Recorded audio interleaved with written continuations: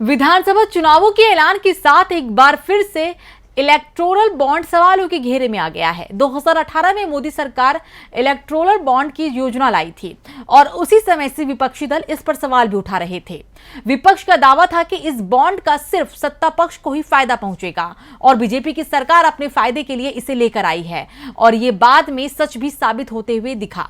ये मामला supreme court तक पहुंचा और अब सुप्रीम कोर्ट ने इसे लेकर बड़ा फैसला किया है।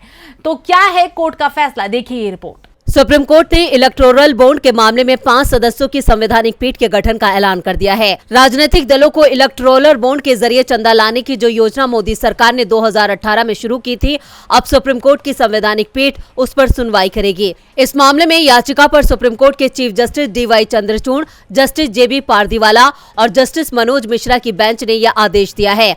संवैधानिक पीठ इस मामले में 30 अक्टूबर से सुनवाई शुरू करेगी। सुप्रीम कोर्ट ने अपने फैसले में कहा है कि उसे इलेक्टोरल बॉन्ड की वैधता को चुनौती देने वाली याचिका पर एक आवेदन मिला है, जिसमें कहा गया था कि इस पर अंतिम निर्णय के लिए इसे बड़ी बेंच के पास भेजा जाए। दरअसल एसोसिएशन फॉर डेमोक्रेटिक रिफॉर्म की ओर से पेश वकील प्रशांत भूषण ने बेंच के सामने कहा था कि 2024 के आम चुनावों के लिए ये योजना शुरू होने से पहले इसका न्यायिक परीक्षण जरूरी है, क्योंकि चुनावी बॉन्ड के जरिए अज्ञात स्रोतों से होने वाली फंडिंग भ्रष्टाचार को बढ़ावा दे रही है और भ्रष्टाचार मुक्त देश में रहने के नागरिकों के अधिकार का हनन कर रही है। ये संविधान के अनुच्छेद 21 का उल्लंघन है। इस मामले पर 4 जनहित याचिकाएं लंबित हैं। इनमें से एक याचिकाकर्ता ने मार्च में कहा था कि चुनावी बॉन्ड के जरिए राजनीतिक दलों को अब तक 12,000 करोड़ रुपए का चंदा दिया गया है। इसकी 2/3 राशि बीजेपी को ही मिली है।